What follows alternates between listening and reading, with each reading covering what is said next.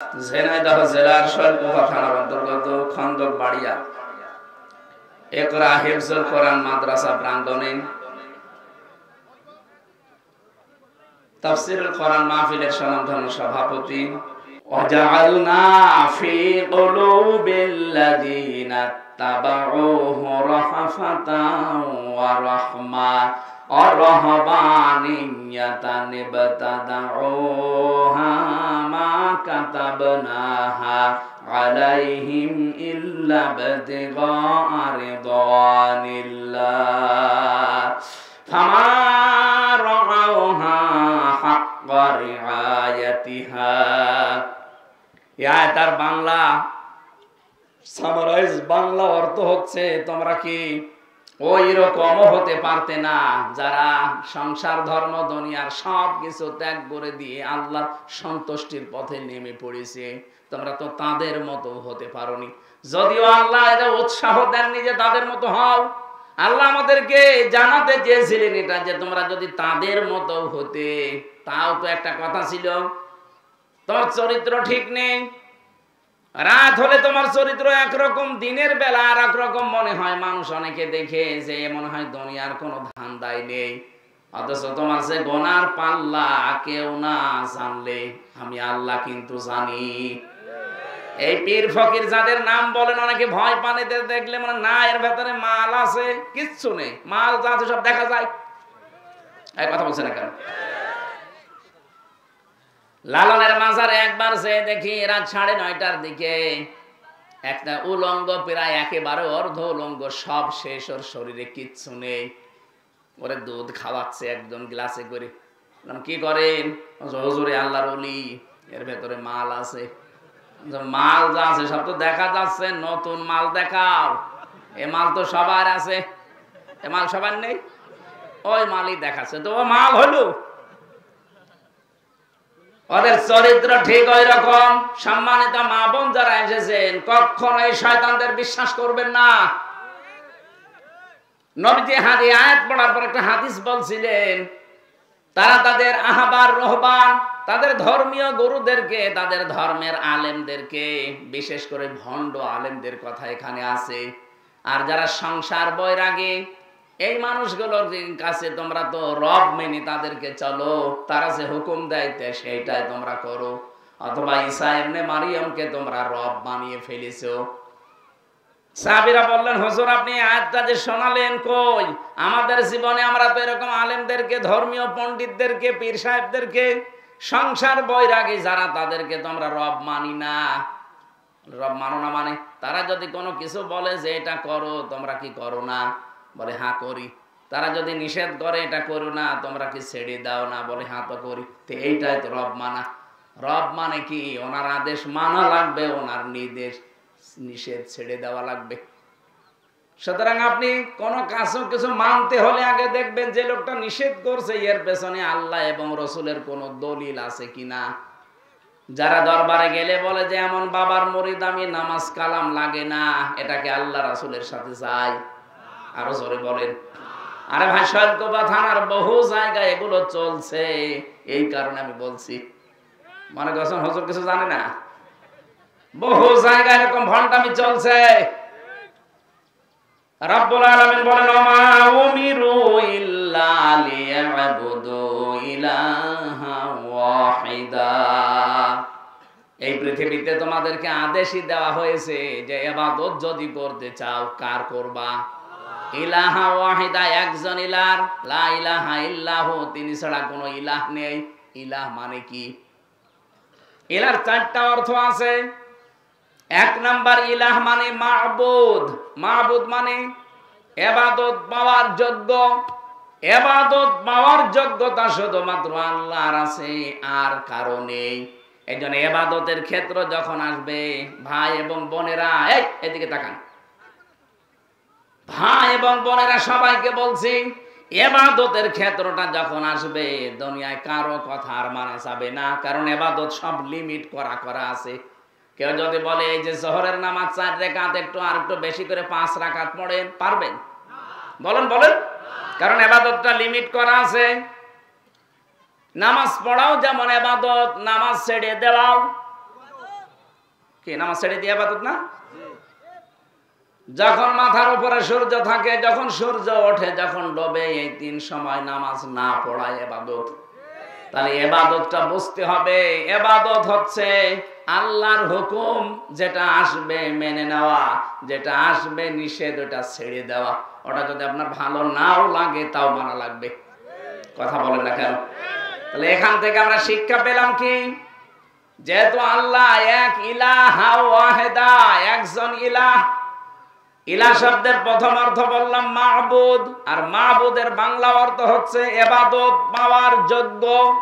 ইবাদত পেতে হলে আল্লাহ বাদে কোনো সত্তা নেই, পৃথিবীতে কেউ নেই যে তার ইবাদত করা যাবে। ইবাদতের বাংলা অর্থ কি বলেছি বোঝা গেছে, যে আল্লাহর নিষেধ আল্লাহর আদেশ এই দুইটা মেনে চলার নাম ইবাদত।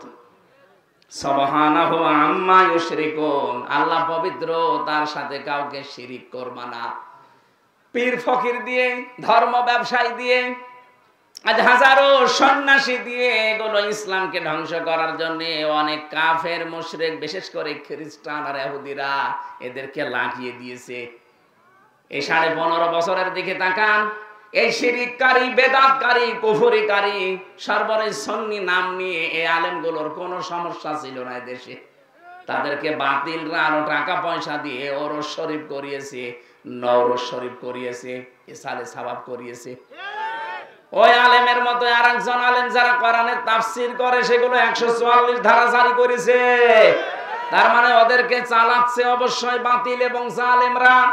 তাদের টার্গেট এই যে তারা আল্লাহর পথ থেকে মানুষকে দূরে সরিয়ে রাখবে। আল্লাহ পাক বলেন ইউরিদুনা, তারা চায় আইয়াতফিউ নূরাল্লাহি বিআফওয়াহিহিম।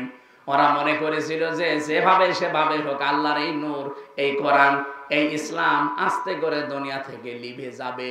ওয়ায়াবাল্লাহু ইল্লা আইয়ুতিম্মা নূরা, কিন্তু না, আমি আল্লাহ, আমার একটা সিদ্ধান্ত আছে যে আমার নূর, আমার ইসলাম আমি দুনিয়ায় জ্বালাবই।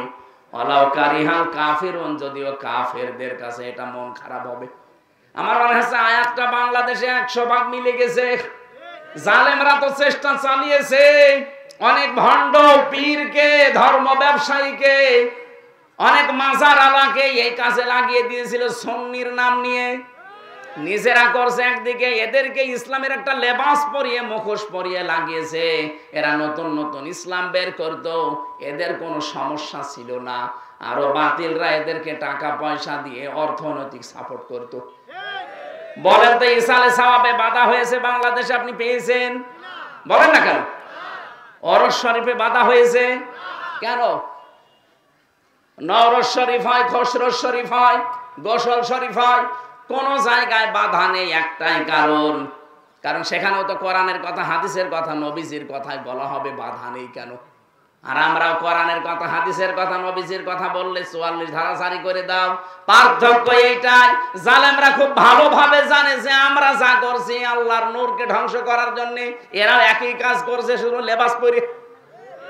বলেন, কিন্তু হামজা যেটা করছে, আল্লামা সাইদি যেটা করছে, এটা যদি জনগণ জেনে ফেলে, তাহলে আমরা যে অবৈধ চেয়ারে আছি, এ চেয়ার থাকবে না। কারণ তাফসীর মানে খুলে ফেলা। তাফসীর মানে কি? একটা আবরণ দিয়ে ঢাকা আছে, আবরণটা তুলে ফেললে আপনি দেখতে পারবেন যে কি আছে ভেতরে। তাফসীর যারাই করে তারা সমাজ, পরিবার, রাষ্ট্রের বিভিন্ন অসঙ্গতিগুলো তুলে ধরে যে এটা ইসলাম না, এটা ইসলামের নামে বানানো, এটা জুলুম, এটা কুফরি, এটা শিরিক, এটা বেদাত। তখন ওই মানুষগুলো যারা নিজেরা এগুলো তৈরি করে ব্যবসা করে খায়, ওই মানুষগুলো চিন্তা করবে জনগণ তো জেনে ফেলবে যে আমি কয় নাম্বার।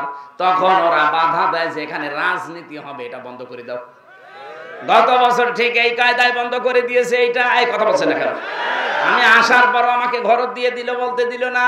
অথচ ওই জায়গায় আমার মনে হয় যদি কোন দরবল আলা, মাসার আলা, কোন সুন্নি তাহেরি ভাই আসতো, বাধা না বলতো, বলেন, ওই এসে নাচানাচি আরম্ভ করতো। কথা বলুন। এই জন্য যত ষড়যন্ত্র করেছে জালেমেরা, কাফেরেরা, মুশরিকেরা, ধর্ম ব্যবসায়ীরা, মুখোশধারীরা, জীবনও সফল হতে পারবেন না।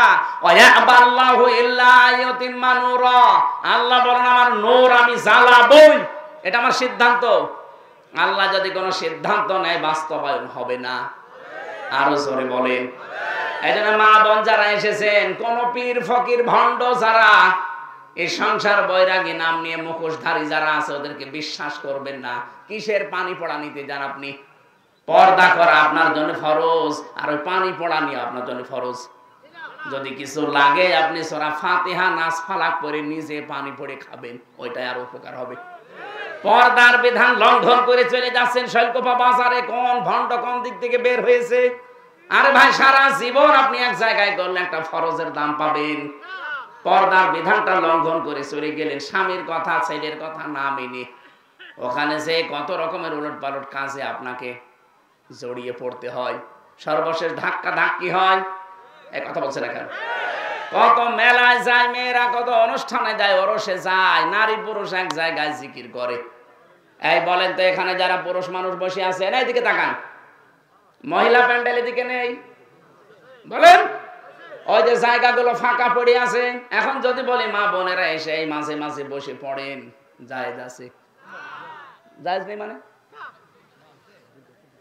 এখানে যদি জায়েজ না থাকে তাহলে দরবার গুলোতে নারী পুরুষ এক জায়গায় জিকির করে জায়েজ হয় কি করে? বলেন। আপনি এখানে মেনে নিতে পারছেন না, ওইটাও তো কোরআনের অনুষ্ঠান বলে চালিয়ে দেন। তাহলে এখানে যদি জায়েজ না থাকে নারী পুরুষ এক জায়গায় বসে জিকির করা, কোরআন শোনা, তাহলে ওই জায়গায় এক জায়গায় পর্দা লঙ্ঘন হয় না। তো এই ইসলাম আপনি বোঝেন না কেন?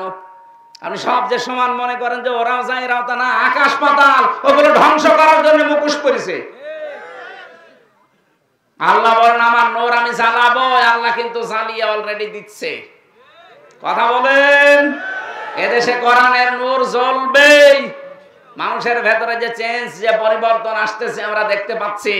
মানুষ কিন্তু অনেক পরিবর্তন হয়ে গেছে। এখন আগস্টের 5 তারিখের আগে যে চশমা ছিল, চশমা এখন আর নেই, খুলে গেছে। এক কথা বলেন। এই জন্য মা বোনদেরকে বলবো, আপনার যদি খুব অসুবিধা বেশি হয়, এই পীর ফকির এই মুখোশধারী ভণ্ড এই দরবার গুলোতে যাবেন না। আপনি নিজে সূরা ফাতিহাটা শুদ্ধ করে পড়েন, আপনার স্বামীকে দিয়ে পড়ান, সূরা নাস ফালাক পড়েন। যদি জিন ভূত পরি এরকম কোন কেউ তাবিজ মাবিজ করে থাকে, কোনো অসুবিধা নেই। এগুলো কাটানো কোনো ব্যাপারই না। এগুলো কাটানোর জন্য 2টা সূরা আল্লাহ দিয়েছেন, নাস আর ফালাক। নবীকেও মানুষ জাদু করেছিল, নবীজি কাটিয়েছিলেন এই 2টা সূরা পড়ে। নবী যদি কাটাতে পারে, আমরা উম্মত হয়ে কাটাতে পারবো না? কোন কারণে ফরজ বিধান লঙ্ঘন করে ওই পীরের কাছে যাবেন আপনি? আজকে থেকে এই সিদ্ধান্তগুলো পাল্টান। আপনার ছেলে ভয় পেয়েছে অথবা জিন ভূত লেগেছে, কোনো অসুবিধা নাই, আয়াতুল কুরসি পড়বেন নিজে, শুদ্ধ করে পড়ে সূরা ফাতিহা পড়ে একবার ফু দিয়ে দিন, এটা জায়েজ আছে। কিন্তু পীরের কাছে যে আপনি বসে আছেন, আপনার মুখ খোলা, মাথার চুল খোলা, আরো বাকিগুলো আমি বললাম না। এই যেন উল্টাপাল্টা কাজ হয়ে যাচ্ছে, ফরজ বিধান পর্দা লঙ্ঘন হয়ে যাচ্ছে। আপনারা ফু দিলে কাজ আরো হওয়া দূরের কথা, ফরজ বিধান লঙ্ঘন হওয়ার কারণে আপনার আযাব আরো বাড়বে। এই জন্য যারা চেষ্টা চালিয়েছেন, কিয়ামত পর্যন্ত আপনারা পারবেন না। এদেশে ইসলামের আলো জ্বলবে, কারণ এই সিদ্ধান্ত কার? কাফেরদের যতই মন খারাপ হোক, ওয়াল্লাযী আরসালা রাসূলাহু বিল হুদা, তিনি সেই আল্লাহ যিনি তার রাসূলকে পাঠিয়েছেন সত্য দিন সহকারে, লিযুহিরাহু, যিনি ইজহার করবেন। ইজহার মানে প্রকাশ করা। কিন্তু কোরআনে কারিমের এই শব্দটার ব্যাখ্যা আমি পেয়েছি। নবীজি বলেন মান কোরআন কোরআনা ফাস্তাজহারাহু, যে ব্যক্তি কোরআন পড়ে আর কোরআনকে ইজহার করার চেষ্টা করে, তার মানে কোরআনে কারিমকে বিজয় করার জন্য চেষ্টা চালায়। এজন্য আমাদের উদ্দেশ্য হচ্ছে, আল্লাহ যেহেতু তার রাসূলকে সত্য দিন সহকারে পাঠিয়েছে, এই পৃথিবীতে ৪৫০০ ধর্ম এখন আছে, সব কিছুর উপরে আল্লাহ কোরআনে কারিমকে, রাসূলের এই বিধানকে তিনি বিজয়ী করবে। এই দায়িত্ব আমাদেরকে আল্লাহ দিয়েছেন, যদিও করবেন তিনি আমাদের মাধ্যমে। এখন যদি এই মাধ্যম হিসাবে আপনাকে আল্লাহ না পায়, যে উদ্দেশ্য নিয়ে আল্লাহ আপনাকে পাঠিয়েছিল আপনি উদ্দেশ্য সফল করেননি। জমিনে আল্লাহ আপনাকে পাঠিয়েছিলেন খলিফা হিসাবে, খেলাফতের দায়িত্ব যদি আপনি ঘাড়ে তুলে না নেন, তা আপনাকে পাঠানো আল্লাহর কি হয়েছে? কিছুই হয়নি। এই জন্য আপনি খেলাফতের দায়িত্ব হাতে তুলে নেবেন। কাঁধের উপরে তুলে নিয়ে জীবন যতদিন আছে জীবনের শেষ দিন পর্যন্ত চেষ্টা চালিয়ে যাবেন। অধ্যক্ষ কি নাম যেন ওনার, অধ্যক্ষ সিরাজ আলী। আমি শুনেছি লোকটার জীবনী, অল্প কিছুদিন সময় শুনেছি, আমি জেলে যাওয়ার আগে তার কথা শুনেছি। এই লোকটার মতো আপনার চেষ্টা থাকা লাগবে জীবনের শেষ দিন পর্যন্ত কি করে আল্লাহর জমিনে আল্লাহর বিধানগুলো খেলাফতের দায়িত্বের মাধ্যমে পালন করা যায়। ওয়ালাউ কারিহাল মুশরিকুন, আল্লাহ পাক বলেন যদিও মুশরিকদের এটা খারাপ লাগবে, যারা শিরিক করে তাদের মন পাওয়া যাবে না। ইয়া আইয়ুহাল্লাযীনা আমানু, হে যারা ঈমানের দাবি করো, ইন্না কাসীরাম মিনাল আহবারি ওয়ার রুহবানি লা ইয়াকুলুনান নাস লা ইয়াকুলুনা আমওয়ালান নাসি বিল বাতিল। হে ঈমানদারেরা, অনেক ধর্ম ব্যবসায়ী আছে, মুখোশধারী আছে শয়তান, এরা আহবার এবং রুহবান, এরা বৈরাগ্যের নাম নিয়ে, পীর ফকিরের নাম নিয়ে, দরবেশের নাম নিয়ে জনগণের সম্পদগুলো তারা অবৈধভাবে শরীয়তের নাম বলে খায়। ওয়ায়াসুদ্দুনা আন সাবিলিল্লাহ, আল্লাহর পথ থেকে তারা মানুষদেরকে দূরে সরিয়ে রাখে। এটা আমি বলছিলাম না, ওদের উদ্দেশ্য এইটা, কি করে মানুষকে ধর্ম থেকে, ইসলাম থেকে, আসল কাজ থেকে দূরে সরিয়ে রাখা যায়। বিভিন্ন উলট পালট নাম দিয়ে ওরা মানুষকে দূরে সরিয়ে রাখার চেষ্টা চালাচ্ছে। সারা বাংলাদেশের 48,000 পীর, প্রায় সবারই উদ্দেশ্য এইটাই। শয়তান ওদেরকে ব্যবহার করে এইভাবে। আল্লাযীনা ইয়াকনিজুনা আয-যাহাবা ওয়াল ফিদ্দাতা ওয়া লা ইউনফিকুনাহা ফি সাবিলিল্লাহ ফাবাশশিরহুম বিআযাবিন আলীম। যে মানুষগুলো তাদের স্বর্ণ রূপা জমা করে রাখে আর এগুলো আল্লাহর রাস্তায় খরচ করে না, এদেরকে আপনি যন্ত্রণাদায়ক শাস্তির সুসংবাদ দিন। মেয়েরা যারা এসেছেন, আপনার শাড়ির সংখ্যা কত আপনি নিজেও জানেন না। আলমারির ভেতরে 3 পিস শাড়ি দিয়ে, লেহেঙ্গা দিয়ে ভরে গেছে। এরপরও বিভিন্ন অনুষ্ঠান আসলে, বিভিন্ন দিবস আসলে স্বামীকে চাপ দেন যে আমার আরেকটা লাগবে। যত আছে এইটারই তো আপনি এখনো সাদকা করেননি, যাকাত দেননি। শুধু সোনার উপর যাকাত দেওয়া লাগবে না, পৃথিবীর প্রতিটি জিনিসের যাকাত আছে, শরীরেরও যাকাত আছে। এই কথা বলছেন এখন? শরীরের যাকাত নেই? শরীরের যাকাত হচ্ছে রোজা রাখা, প্রতি সপ্তাহে 2টা, সোমবার বৃহস্পতিবার, প্রতি মাসে 3টা, 14, 13, 14, 15, আর প্রতি বছরে হচ্ছে কমপক্ষে 30টা, ওই যে রমজানে। এরপরে আরো নফল রোজা আছে, শাওয়ালের চাঁদে রোজা আছে, রজবের চাঁদে রোজা আছে, মুহররমের চাঁদে রোজা আছে। এগুলো দিলে আপনার শরীরের যাকাত আদায় হবে, শরীরকে আপনি সুস্থ রাখতে পারবেন। বলেন তো, শরীরের যদি যাকাত থাকে তাহলে আপনার শাড়ির যাকাত নেই। কোন কারণে 30টা শাড়ি আপনি তুলে রেখেছেন, অথচ আপনার নিজের আপন ছোট বোন ও শাড়ির অভাবে উলঙ্গ অর্ধউলঙ্গ থাকে। আপনার নিজের চাচাতো ভাবির শাড়ি নেই, কি করবেন এই শাড়িগুলো? এখনো যদি মরে যান, 30টা শাড়ি আপনার স্বামী আরেকটা বিয়ে করে সেই বউকে দিয়ে দেবে। সুতরাং বেঁচে থাকতে এগুলোর হক আদায় করবেন।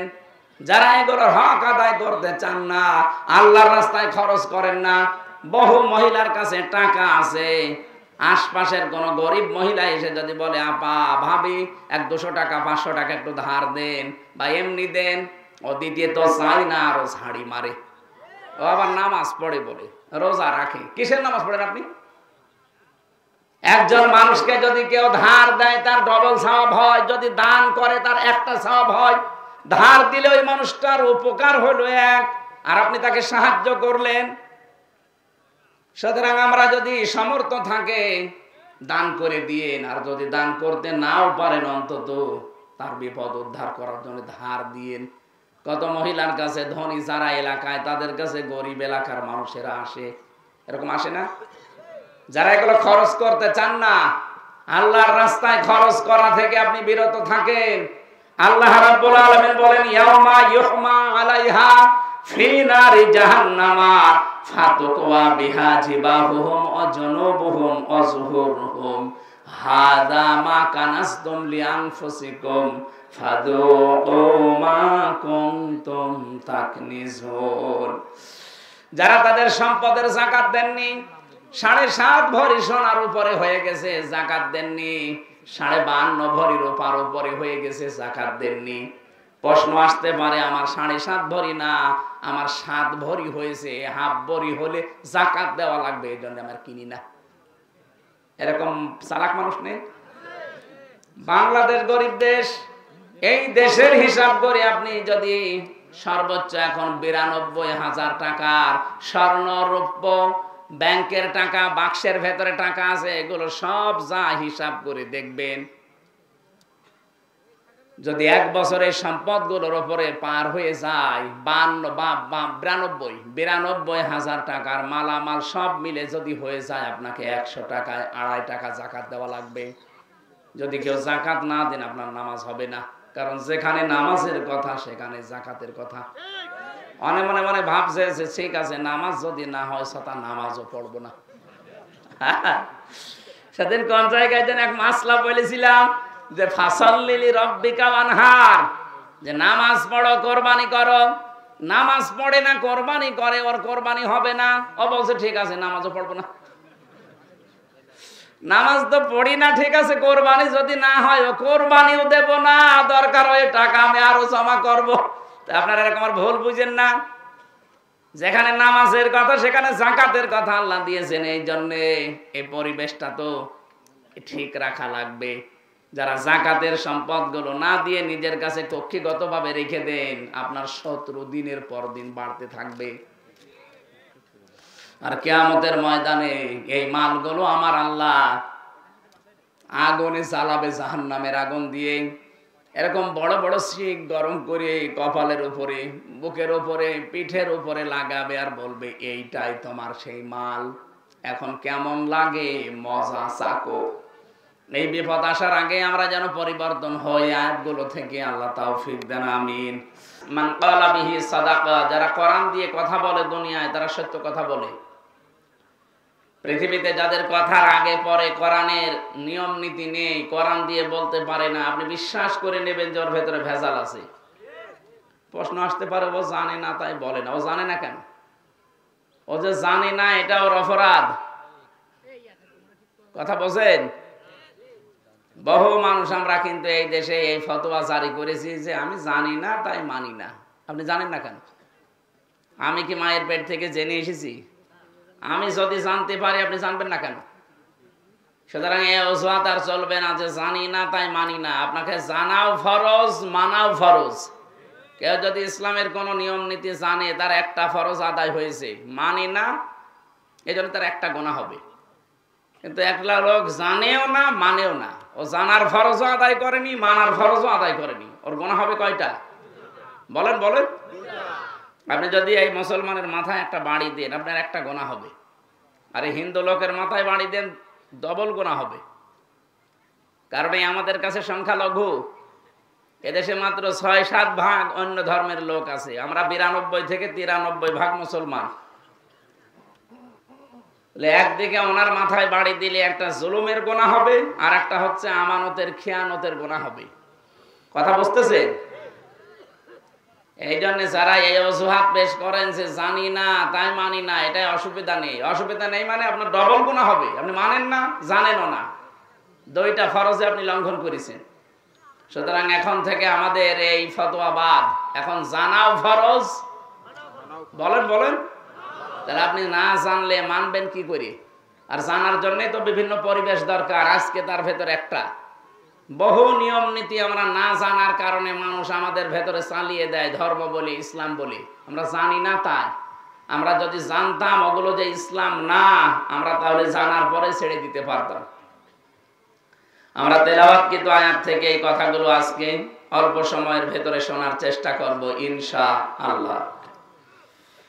যে আল্লাহ আমাদেরকে নবীজির মাধ্যমে দুইটা জিনিস ছেড়ে গিয়ে গ্যারান্টি দিলেন যে আমরা পথ হারাবো না। এখন থেকে আমাদের উচিত হবে যে যেখানে আছি অন্তত এই দুইটা যেন হারিয়ে না ফেলি।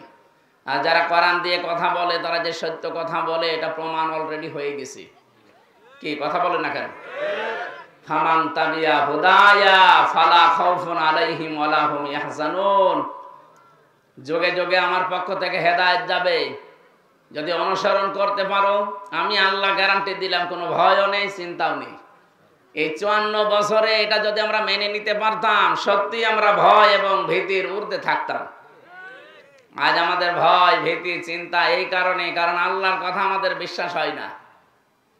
আল্লাহর বাইরে যারা আছে, যাদের চরিত্রের অধপতন এমন জায়গায় পৌঁছিয়েছে যে শয়তান পর্যন্ত লজ্জা পায়, তাদের কথা আমাদের বিশ্বাস হয়। অথচ তাদের কোনো দলিল আছে? তাদের কাছে কোনো দলিল নেই, কথায় কোনো দলিল নেই। এ কথা বোঝেন আমার? সুতরাং আজকে থেকে যারা কথা বলবে, সে যেই হোক, যদি কোরআন দিয়ে বলে, আবার কোরআন দিয়ে বললেও হবে না, ওই যে তাহিরি ভাইয়ের মতো, ও তো কোরআন দিয়েই বলে, কিন্তু সব বানানো। ও যা বলে সব ওর মন গড়া কথা, কিন্তু কোরআনের নামে চালিয়ে দেয়। এটাকে আমি বানিয়ে বলছি?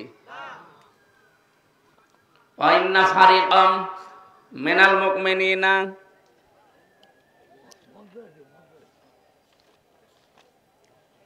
আল্লাহ রাব্বুল আলামিন জানিয়েছেন ওয়াইন্না মিনহুম লাফারিকান ইয়ালবুনা আলসিনাতাহুম বিল কিতাবি লিতাহসাবুহু মিনাল কিতাবি ওয়া মা হুয়া মিনাল কিতাব ওয়া ইয়াকুলুনা হুয়া মিন ইনদিল্লাহি ওয়া মা হুয়া মিন ইনদিল্লাহ ওয়া ইয়াকুলুনা আলাল্লাহিল কাযিবা ওয়া হুম ইয়ালামুন।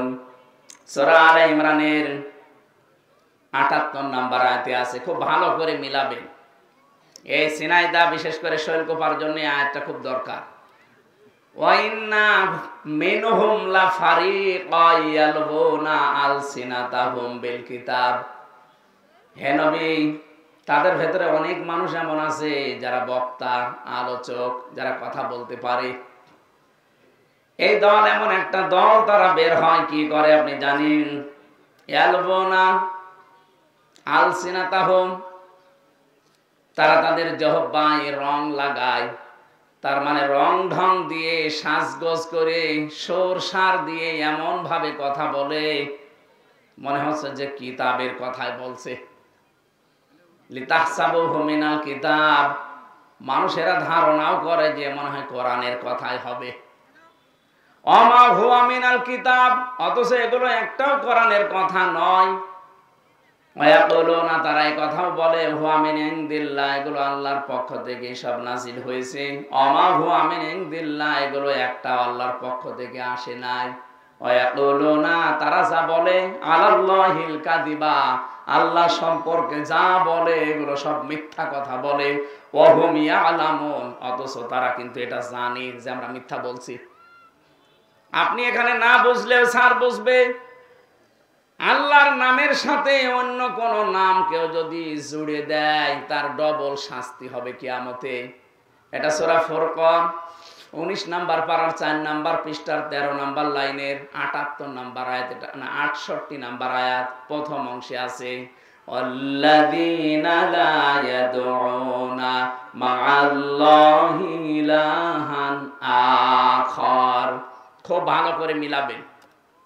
আল্লাহ পাক বলেন রহমানের যে বান্দা, তাদের 12টা গুণ দুনিয়ায় পাওয়া যাবে। তার ভেতরে একটা গুণ এই, তারা কখনো আল্লাহর সাথে অন্য কাউকে ডাকবে না। এই যে মা'আল্লাহি ইলাহান আখারা, আল্লাহকে ডাকে কিন্তু পাশাপাশি অন্য কাউকে তার সাথে জুড়িয়ে দেয়। আমি নাম ধরে বললাম আপনাকে শিক্ষা দেওয়ার জন্য, বোঝার জন্য। বলেন তো, এই যে মাওলানা তাহিরি সাহেব, উনিও তো জিকির করে আল্লাহর। 8 রশির ময়দানে ওরাও জিকির করে আল্লাহর, কিন্তু পাশাপাশি এমন এমন নাম জুড়িয়ে দেয়, ইয়ালি বাবা, কেল্লা বাবা, ফতে বাবা, খাজা বাবা। এগুলো বলে না বলেন? তাহলে আয়াত অনুযায়ী কি ওই মানুষগুলো আল্লাহকেও ডাকে, পাশাপাশি অন্য কাউকে যারা জুড়ে দেয় জিকির হিসাবে, ইউদাআফ লাহুল আযাব, আল্লাহ বলেন এদের শাস্তি হবে ডবল। তাহলে এদেরকে যদি আল্লাহ শাস্তি, ওরা কি জানে না এই আয়াত? ওরা নিজেদের দরবার, নিজেদের পেটের কারণে এই কাজগুলো ওরা ধর্ম বানিয়ে নিয়েছে। রং ঢং দিয়ে জহব্বা উলট পালট করে সুর সার দিয়ে মনে হচ্ছে হ্যাঁ এ কোরআনের কথাই হবে। আপনি দেখেন সূরা আলে ইমরানের ৭৮ নম্বর আয়াতটা পুরোপুরি মিলে যাচ্ছে না এরকম বক্তাদের সাথে, এরকম পীরদের সাথে? এক কথা বলেন না কেন? মনে হয় যে না, এ যত সুন্দর করে সুর সার দিচ্ছে এমন হয় কোরআনের আয়াতই হবে। আর সাধারণ মানুষও তো এরকম, আরবিতে গালি দিলেও মনে করে হয় দোয়া করছে। আমি মাওলানা রুহুল আমিন ভাই একটা গল্প বলছিল আমার, দেখ ইমাম সাহেব সুদের বিরুদ্ধে ওয়াজ করেছে, মসজিদের সভাপতি সুদ খায়। সুদ মানে উনি ওই টাকা ছেড়ে রাখে, টাকা আসে, এই সুদ তো আর শৈল্ক পায়নি। এটা কিন্তু মায়ের সাথে জেনা করার গোনা হচ্ছে। আপনার হাসতেছেন মানে আপনি টের পান কি করেন? আপনি ১,০০০ টাকা ছেড়ে রাখে, মাসে মাসে ২০০ টাকা করে বেশি দেয়। এটা যদি এলাকায় থাকে এটা বাদ দেওয়া লাগবে ভাই। কারা কারা এই কাজে আছেন ছেড়ে দেবেন, হাত তোলেন তো। আলহামদুলিল্লাহ, যাক এই এলাকায় তো আমার মনে হয় বলা ভুল হয়ে গেল। সত্যি কি এলাকায় সব নেই না? হ্যাঁ, আপনি লজ্জা পান কোন কারণে? কিসের লজ্জা আপনার? কোন ও নেই, ঠিক আছে। যাক এই এলাকাটা এখনো যে ভালো আছে আলহামদুলিল্লাহ। কিন্তু সেই দিন আমি ওই যে ইসে পেয়েছিলাম হরিণাকুণ্ড, ওনারা দেখলাম কয়েকজন হাত তুলেছে, টাকা ছেড়ে রেখেছে আর টাকা আসে। তাহলে জেনাইদা একই জেলায় ২ রকম নিয়ম চলছে, একই রকম হইল না? তারপরেও যদি কেউ ভুল ভালো এগুলো করে থাকেন, আশা করছে আপনি ছেড়ে দেবেন। ছেড়ে দেবেন তো ইনশাল্লাহ? এই যে ইনশাল্লাহ বলছে, তার মানে আছে। আমার ভাইরা, সুদ খাওয়া, ঘুষ খাওয়া, জেনা ব্যভিচার করা, উলট পালট করে আপনি কামাই করছেন। বলেন তো যে মানুষগুলো এরকম উল্টো পাল্টা করে কামাই করে আর বলে বাবা শাহজালাল, মদের কাছে সব হালাল। হালাল করে নিলেন সব। যেটা বলতে চাচ্ছিলাম এই হাদিস দিয়ে, বিশ্ব নবী মুহাম্মদ রাসূলুল্লাহ সাল্লাল্লাহু আলাইহি ওয়াসাল্লামের উম্মত আমরা যারা দাবি করছি, নবীজি এই পৃথিবীতে আসার পরে যতগুলো কাজ নিষেধ করেছিলেন তার ভেতরে কিন্তু এই সুদ একটা। কি সুদ একটা না? ৫০০টা নিষিদ্ধ কাজ আছে এই কোরআনে, তার ভেতরে সুদ একটা। উনি আলোচনা করতে করতে সুদের আয়াত যে এসেছে যে সুদ খাওয়া আর মায়ের সাথে জেনা করা সমান, সুদ খাওয়া আল্লাহ রাসূলের সাথে জেনা কি যুদ্ধ করার শামিল, এই কথাগুলো বলার পরে বেশ সুন্দর করে নামাজ হয়ে গেল।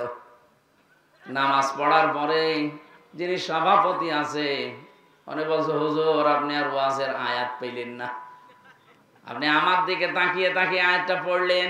আমি যে এলাকায় টাকা ছেড়ে রাখি এ তো সবাই জানে, আপনার বলার দরকার কি?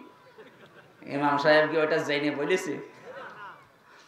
ঠিক আছে, আপনি যখন আমার অপমান করলেন এতগুলো মানুষের সামনে, আমার উলঙ্গ করে দিলেন, আপনার আমি আর রাখবো না, বাদ দিয়ে দিলাম। ঠিক আছে, ওখান থেকে গিয়েছে উপশহরে, ওই যে নাটোরের খেজুর তলা বলে আছে চলন বিলের ভেতরে, ওই এলাকায়। ওখানে ইমামতে নিয়ে আমি বেশ ভালোই করছিলাম, কয়েক সপ্তাহ গেল।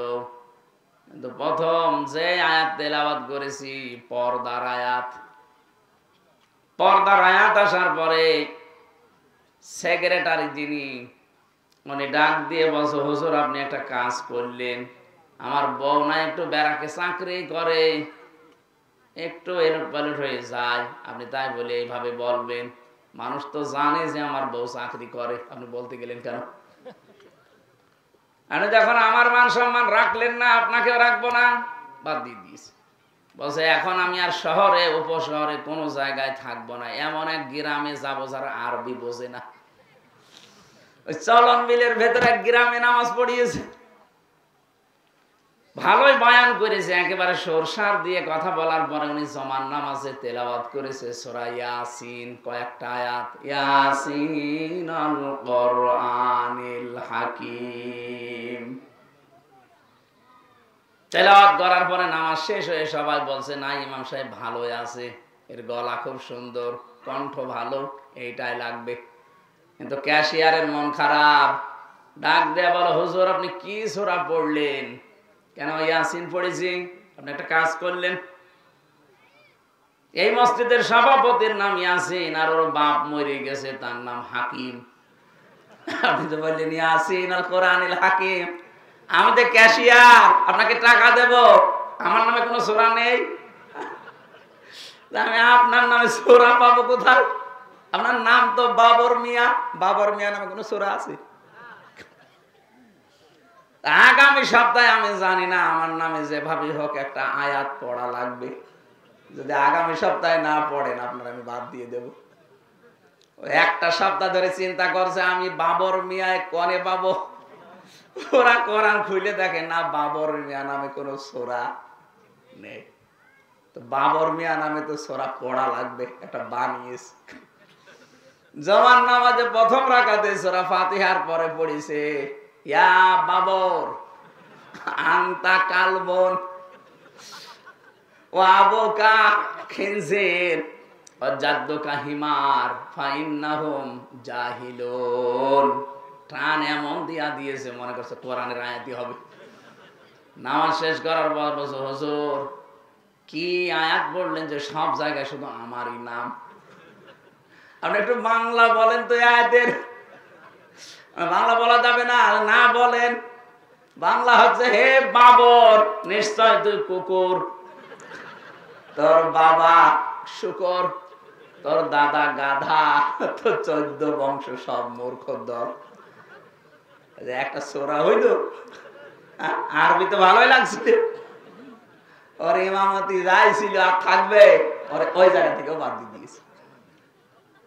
আমি যেটা বোঝানোর জন্য উদাহরণটা বললাম, আজ ভাবেন তো কোরআনে কারিমের আয়াত তেলাওয়াত করার পরে এত সুন্দর করে সরসার দিয়ে তাহেরি ভাই এবং এই সুন্নি নাম নিয়ে ভণ্ডরা এমন সুন্দর করে তেলাওয়াত করে টান দেয়, মানুষ বলে আল্লাহু আকবার, মনে হচ্ছে কোরআনের আয়াত এগুলো আছে, অথচ সবগুলো বানানো, একটা কথা ওই আয়াতে ওইভাবে নেই।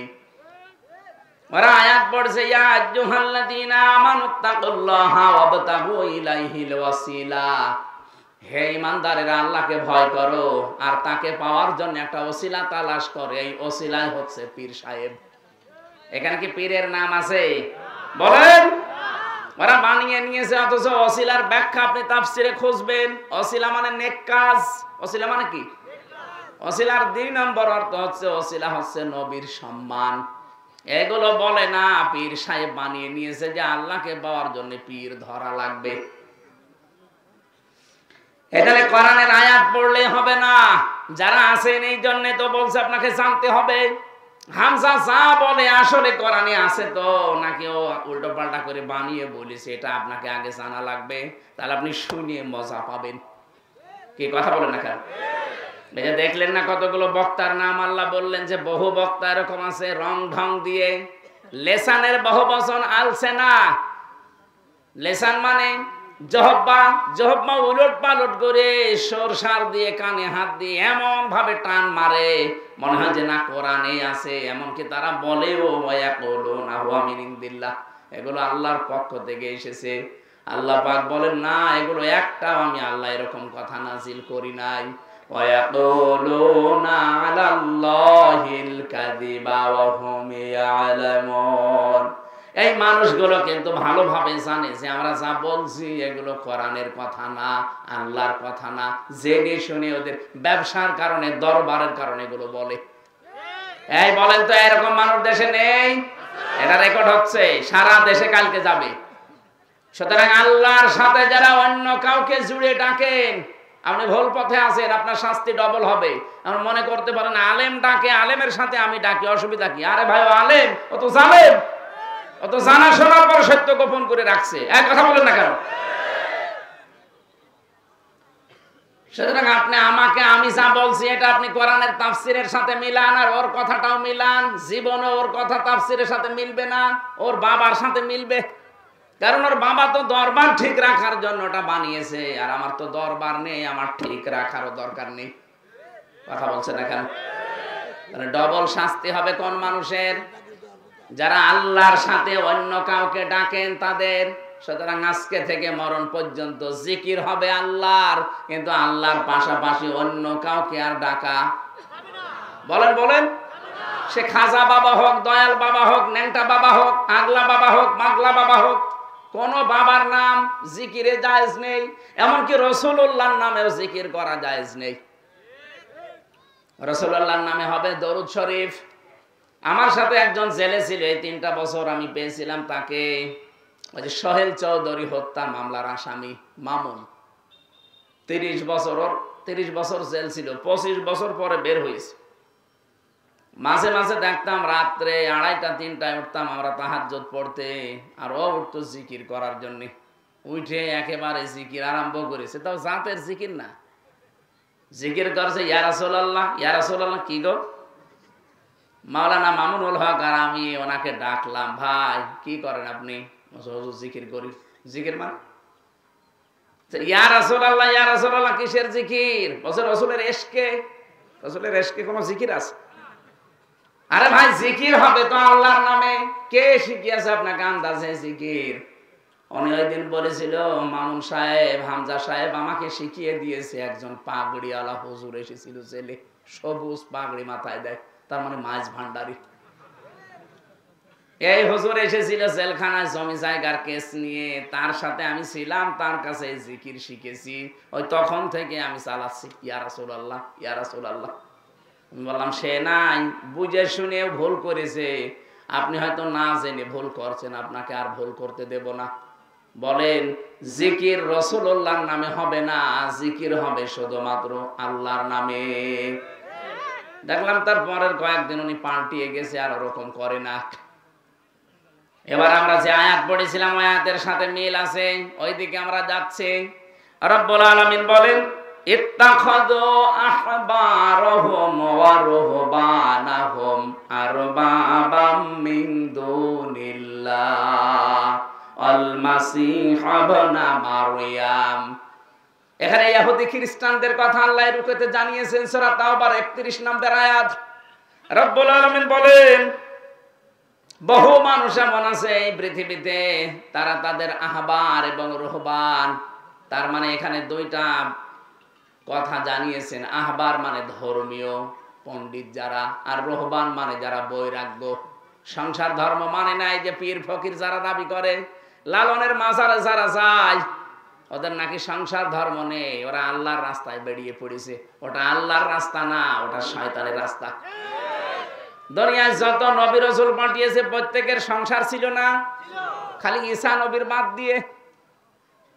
তিনি বৈরাগ্য না, তিনি দুনিয়ার সংসার ত্যাগী ছিলেন, তিনি সংসার ধর্ম করে যেতে পারেননি, কারণ তিনি এত ভক্ত হয়েছিলেন আল্লাহর আখিরাতের, যে একটা খাবারের জন্য, একটা পানি খাওয়ার জন্য একটা গ্লাস ছিল কাছে, কৌটা।